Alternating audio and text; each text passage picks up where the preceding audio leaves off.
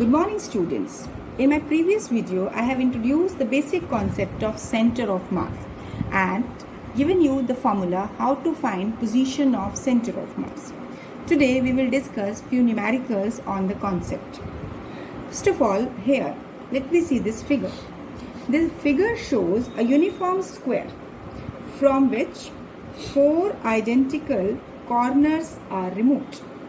Now, if one by one the corners are removed as per the information given, then where will be the center of mass of this plate, this square plate, where it will be shifted or it will remain unchanged? First of all, if I will take that this is a complete square and no part has been deducted from it, no corner has been removed, so where the center of mass will lie? That center of mass will lie exactly at the O point, क्योंकि midway lie करेगा. अब अगर हम कहते हैं where is the centre of mass of the square plate will lie if first condition हम लेते हैं, if first square is removed. ये कॉन्सेप्ट हमें क्लैरिटी देगा कि सेंटर ऑफ मास किस तरफ लाई करता है. Now when first square is removed, तो देखिए अगर ये स्क्वायर हमने रिमूव कर दिया तो बेसिकली ये दोनों पॉइंट्स तो वही हैं, इस पर तो कोई इफेक्ट नहीं है, यानी इन दोनों मासेस को ज्वाइन करने वाली लाइन पर तो सेंटर ऑफ मास यही होना चाहिए. लेकिन अगर हम इधर देखते हैं तो बेसिकली हमारे पास 4 क्वाड्रेंट है, 1 2 3 4. तो फर्स्ट स्क्वायर को रिमूव करने पर हमारा सेंटर ऑफ मास कहाँ शिफ्ट हो जाएगा? थोड़ा सा इस तरफ शिफ्ट हो जाएगा, क्योंकि मास इस तरफ बढ़ जाएगा, इस तरफ मास कम हो गया. और हमने रिजल्ट किया था कि centre of mass always lie closure towards the heavier mass. So you will say that it will lie, centre of mass will lie in third quadrant. Second point, if square 1 and 2 both are removed. देखिए figure में, अब अगर हम 1 and 2 दोनों square यानी ये small pieces को अगर हम रिड्यूस कर दें, रिमूव कर दें, तो क्या होगा? तो उस केस में क्या हो जाएगा? सारा सेंटर ऑफ मास शिफ्ट होगा. किस तरफ शिफ्ट होगा? क्योंकि अब now it will lie on y axis but below this point O, यानी सेंटर ऑफ मास कहाँ शिफ्ट कर जाएगा? Towards this side. So you will say centre of mass will lie on y axis but below point O.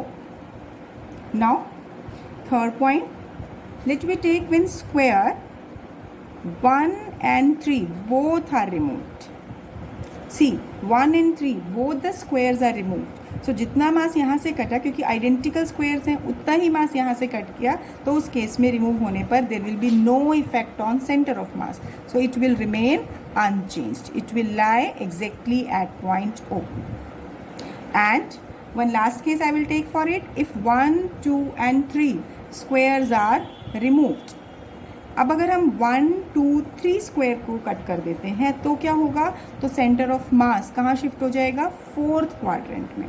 It will lie in the fourth quadrant. So this numerical give you clarity that center of mass always lie closer towards the heavier mass. Now, as we have discussed that if we have to calculate center of mass for a system consisting of n particles, so we use this summation result as if the body has continuous mass distribution.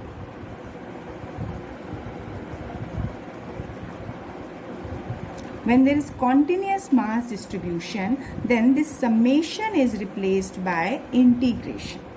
Like if you take any rod that its mass is varying from 0 to maximum value, तो उस case में basically हम यहाँ पर क्या कर सकते हैं कि हम ये कह सकते हैं कि इसमें बहुत सारे पॉइंट्स हैं, बहुत सारे पार्टिकल्स हैं, उनका सबका समेशन लें, लेकिन how many summations we will take, how many number of particles we will consider.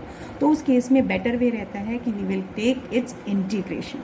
तो अब इस रिजल्ट्स को हम इंटीग्रेट कैसे करते हैं, इसको हम चेंज कैसे करेंगे? You have to just remember that result, that x coordinate will be given by ये m तो आपका डिनोमिनेटर में कांस्टेंट फैक्टर है, टोटल मास है.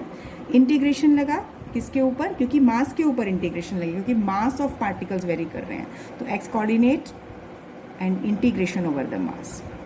Similarly, y coordinate will also be 1 by m integration y dm, and z coordinate it will be 1 by m z integration of z coordinate with respect to m. So this is the formula which you have to learn. अब अगर हम कह दें कि centre of mass lie at origin, यानी centre of mass origin पे है, इसका मतलब ये सभी जीरो हो गए, तो उस केस में हम क्या कहेंगे that integration of x d m will be zero. So directly I will write that centre of mass को एक्स कोऑर्डिनेट, वाई कोऑर्डिनेट और z कोऑर्डिनेट. दैट मीन्स जब सेंटर ऑफ मास ऑरिजिन पर है तो ये तीनों कोऑर्डिनेट्स भी zero हो जाएंगे, यानी ये वैल्यूज भी जीरो हो जाएंगी. This result we will use when we will take such kind of numericals for continuous mass distribution.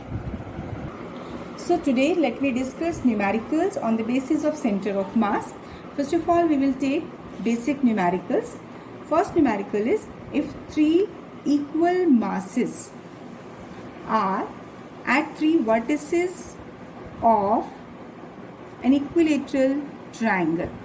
Three equal masses are at the vertices of equilateral triangle of side A. Then what will be the coordinates of center of mass? So where its center of mass will lie, उसके हमें coordinates निकालने हैं, यानी x and y coordinate निकालने हैं. अब देखिए ये इक्विलेटरल ट्राइंगल है. अब अगर मैं इस पॉइंट को ओरिजिन ले लूँ, मान लो हम इसको इस तरीके से प्लेस करते हैं so that this is taken as origin. Origin आप कोई भी पॉइंट ले सकते हैं. अब अगर ये पॉइंट आपने ओरिजिन लिया तो ये वाला कोऑर्डिनेट क्या हो जाएगा, एक्स कोऑर्डिनेट ए, और क्योंकि वाई कोऑर्डिनेट एग्जिस्ट नहीं कर रहा क्योंकि पॉइंट कहाँ लाई कर रहा है, only at x axis, so a zero. Then what will be this value, what will be the coordinate of this. अब इसमें देखिए इसका y कोऑर्डिनेट ये हम यहाँ से लेंगे, दैट इज फ्रॉम दिस. सो यहाँ पे हमें y कोऑर्डिनेट निकालना है और ये पॉइंट एग्जैक्टली इसके मिडवे होता है, तो ये वैल्यू हो जाएगी a/2. ये मैथ्स के रिजल्ट हैं जिसको मैं डायरेक्टली ले रही हूँ. What will be this, let it be point, this is a, this is b, this is c and this is point d. तो सबसे पहले हम पाइथागोरस थ्योरम लगाते हैं and we will calculate the value of this ct as this point C point having x coordinate a/2 but y coordinate is unknown. तो लगाइए in triangle ACD, so this CD square must be this plus AD square, this is equal to AC square as per Pythagoras theorem. Find क्या करना है, CD square, so it will be AC square minus AD square. तो CD क्या हो जाएगा, under root of AC square minus AD square. अब AC की जो वैल्यू है वो क्या है यहाँ पर, दिस इज AC. ये लेंथ कितनी है, A है, because side of equilateral triangle, तो A square. AD this distance is a/2, so a/2 square. Solve कीजिए, this is A square minus A square by 4, LCM लीजिए, ये आ जाएगा अंडर रूट 3/2A, यानी कि y कोऑर्डिनेट कितना हो गया, अंडर रूट 3a/2. तो I will just put this coordinate. अब हमारे पास तीनों पॉइंट्स के कोऑर्डिनेट्स हैं. अब यानी जिस भी पर्टिकुलर पॉइंट पर इसका सेंटर ऑफ मास लाई करता है तो उस पॉइंट के हमें x कोऑर्डिनेट और y कोऑर्डिनेट फाइंड करने हैं.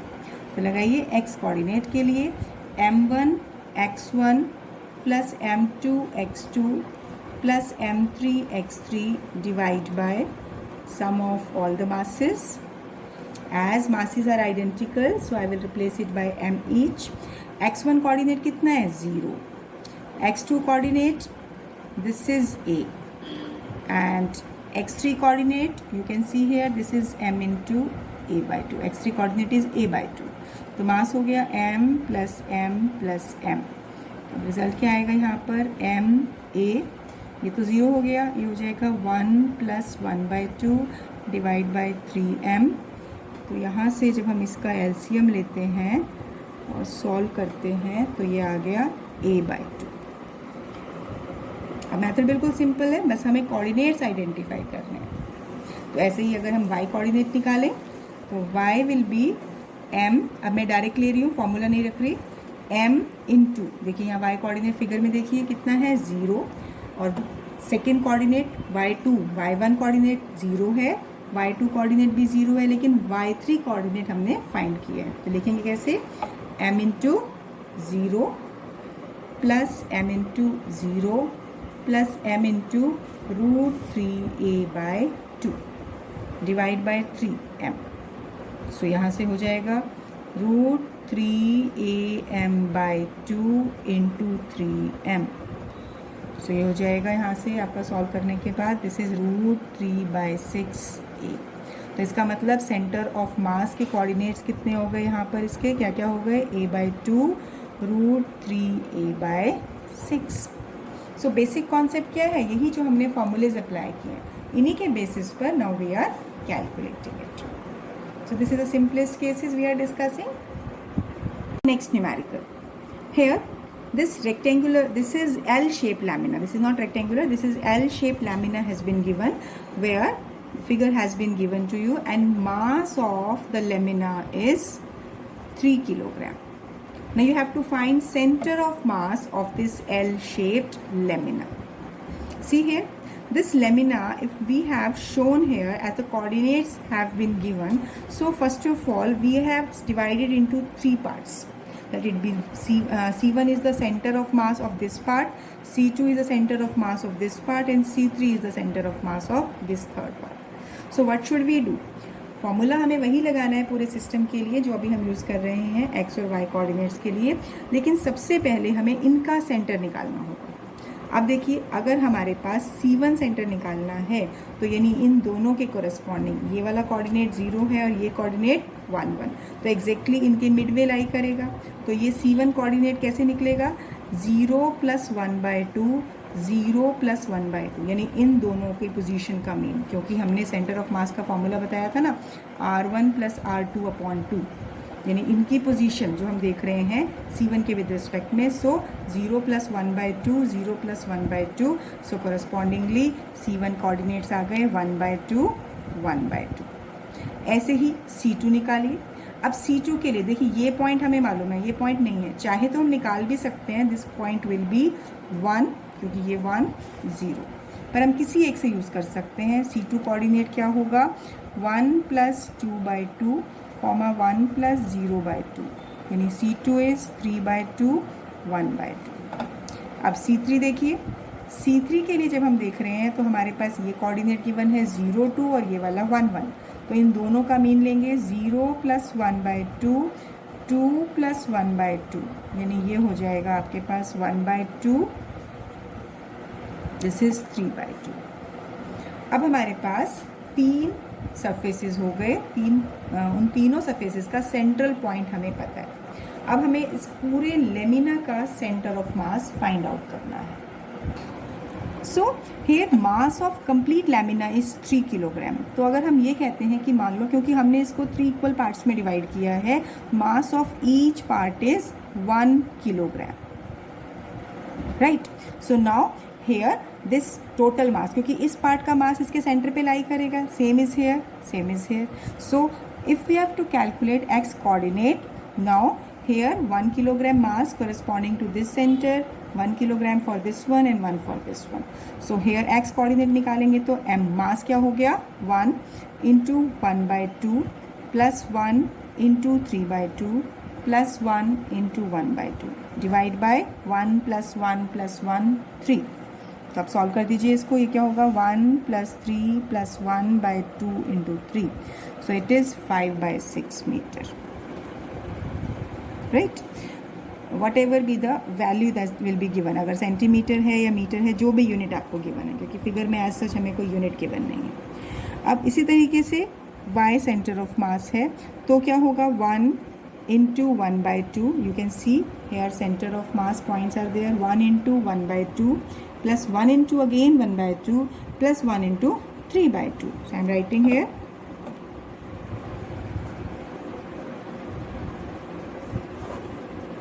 तो हो जाएगा 1/2 + 1/2 + 3/2 divide by 3, so again it will be 5/6, यानी इस लेमिना के सेंटर ऑफ मास के कोऑर्डिनेट हो गए 5/6 5/6। So these are again you can see for regular shaped bodies.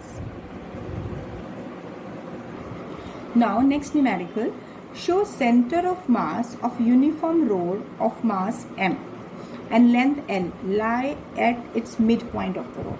See, if we have been given one rod and it is having length L and total mass of this rod is m, we have to find that where its center of mass lie. We have to prove that it is lying at its center. See here, now what concept should we use here? No in between information has been given कि कितने particles हैं, कौन सा मास कहाँ located है. तो ये हमारा केस हो सकता है कॉन्टिन्यूस मास डिस्ट्रीब्यूशन का. अब इसको सॉल्व करने के लिए हमें कैसे प्रोसीड करना होता है? हम ये लेते हैं कि मान लो let this point is taken as origin, starting point. So now consider this rod consists of large number of small elements. Let one such small element having length dx and it is located at a distance of x from the origin. तो अगर हम कहते हैं कि पूरी rod का मास m है, तो अगर हम इस स्मॉल एलिमेंट को लें जिसकी लेंथ dx है, तो उसका मास कैसे निकालेंगे? Mass of small element of length dx. देखिए कैसे समझेंगे इसको कि पूरा मास पर यूनिट लेंथ अगर हमने पूरी रॉड का मास पर यूनिट लेंथ लें m/L.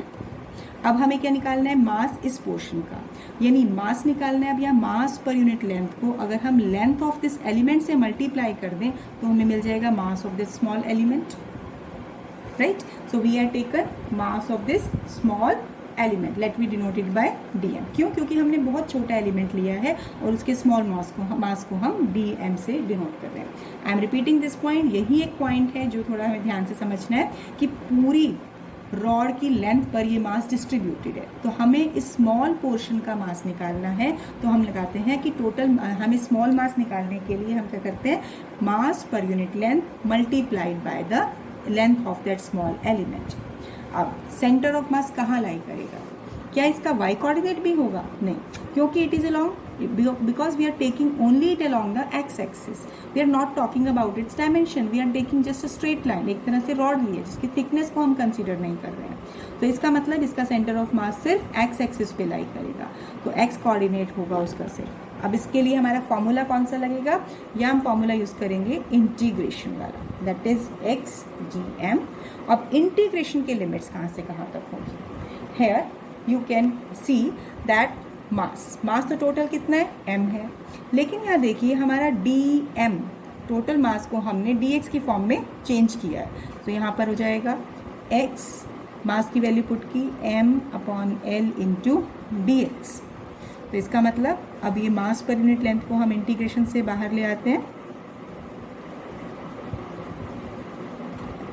तो यहाँ पर क्या हो गया? 1/L integration x dx. अब x dx यानी x को इंटीग्रेट करना है. लिमिट्स क्या होनी चाहिए? यानी अब लिमिट किसके विद रिस्पेक्ट में होगी? क्योंकि हम देखिए दोबारा से फिगर में देखिए, फिगर के अकॉर्डिंग स्टार्टिंग पॉइंट ओरिजिन यहाँ है, तो स्टार्टिंग पॉइंट 0 और मैक्सिमम लेंथ हो गई L, यानी एक्सट्रीम लिमिट्स हो गई 0 to L. तो इंटीग्रेशन किस पे लगा? लेंथ पे. तो ये किस पे हुआ? 0 to L. यहाँ लिमिट्स आ जाएंगी 0 to L. देखिए मैं रिपीट कर रही हूँ इस पॉइंट को. दिस इज इम्पॉर्टेंट पॉइंट कि सेंटर ऑफ मास कहाँ लाई करेगा? एक्स एक्सिस पर, क्योंकि इसकी हम कोई हाइट या थिकनेस की बात नहीं कर रहे हैं. तो हमने बेसिक फॉर्मूला लगाया. अब मास को हम ऑलरेडी लेंथ की फॉर्म में एक्सप्रेस कर चुके हैं, तो हम पहले वो सब्सटीट्यूट करेंगे. Common factor cancel out.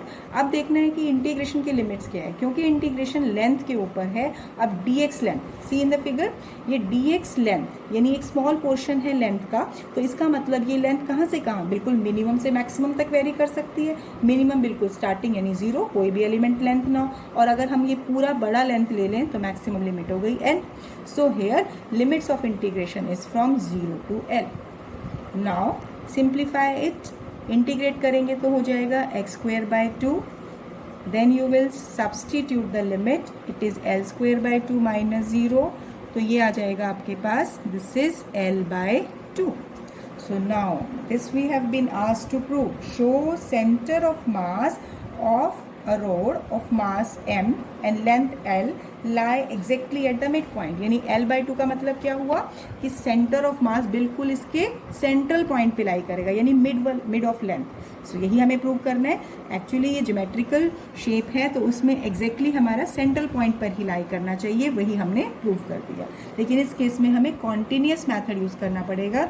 Reason, क्योंकि इस केस में अगर हम समेशन वाला मैथड यूज़ करते हैं तो अलग अलग एलिमेंट का मास और हमें पोजीशन कोऑर्डिनेट्स गिवन होने चाहिए थे. सो this is all explanation part, so you have to understand it very carefully.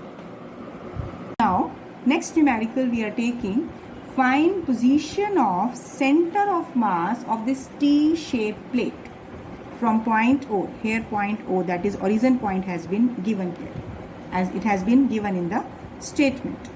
See here this T-shaped lamina, if I will consider it that it is consisting of two plates, one horizontal one vertical. तो अगर हम ये देखते हैं कि इस plate का centre कहाँ लाई करेगा, ऑलमोस्ट इधर, और इस प्लेट का सेंटर इस वर्टिकल एक्सिस पे लाई करेगा. It means centre of mass of this lamina will lie on y axis. Repeating the point, here for this rectangular which is lying in the horizontal plane, इसका centre कहाँ lie करेगा, almost इसके diagonal के intersection पर, जो कि हम origin के विद रिस्पेक्ट में मेजर करेंगे. तो यहाँ पर ये पोजीशन y कोऑर्डिनेट आएगा.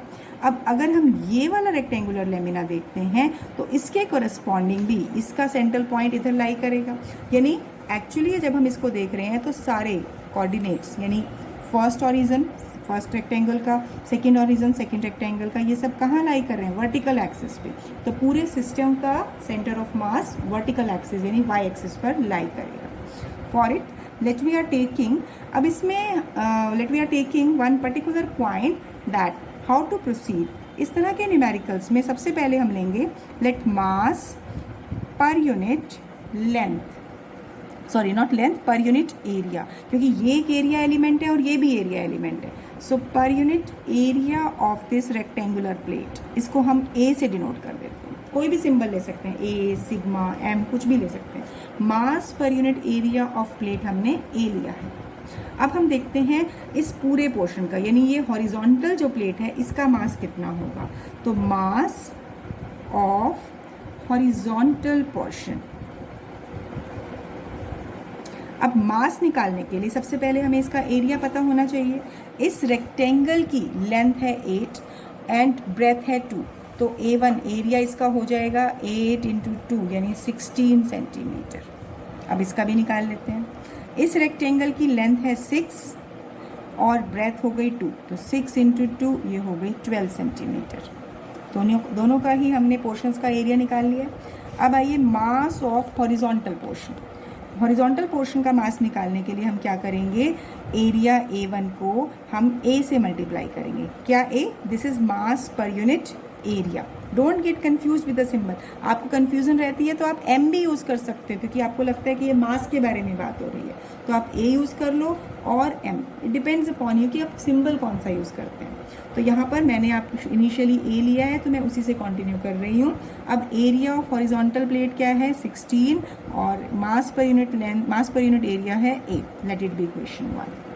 अब mass of vertical portion, vertical rectangle, वो क्या हो जाएगा, A2 into A. This will B 12A.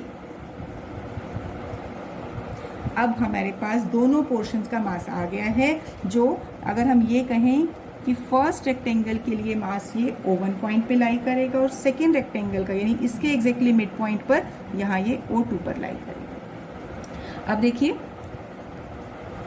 Measurement हमें कहाँ करना है, with respect to this origin O, यानी इसको ओरिजिन लेके चले हैं. तो अगर हम देखें O1 क्या होगा, देखिए फिगर में देखिए O1 एग्जैक्टली O1 कहाँ लाई कर रहा है, एग्जैक्टली इसके मिड पॉइंट पे. तो y कोऑर्डिनेट टोटल कितना है 2, तो ये इसका मिड पॉइंट होगा. तो O1 कितना होगा 1 centimetre.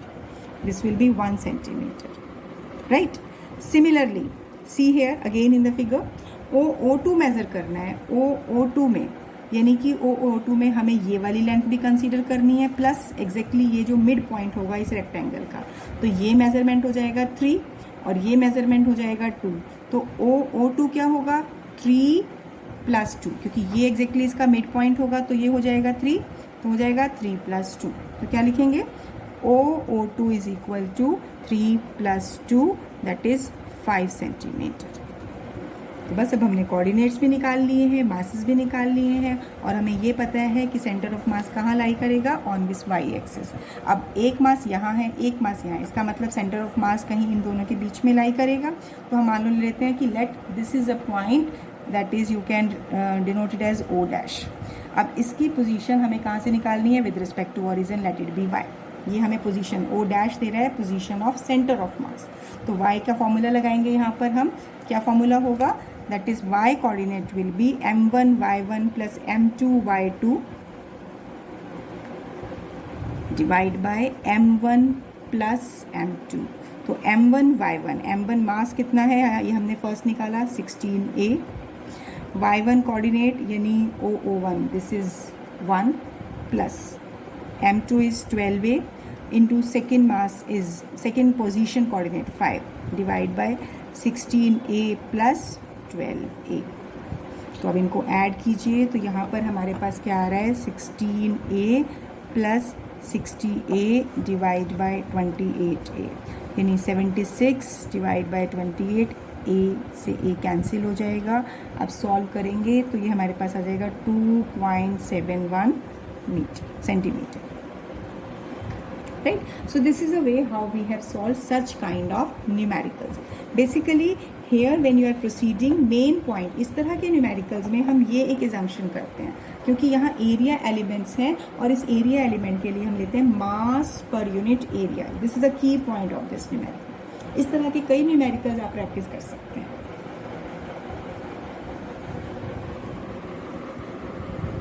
So that's all for today. Now we have taken 2-3 numericals on the basis of center of mass. In my next video also I will take few more numericals on center of mass. Till then practice these kind of problems. Thank you. Have a nice day.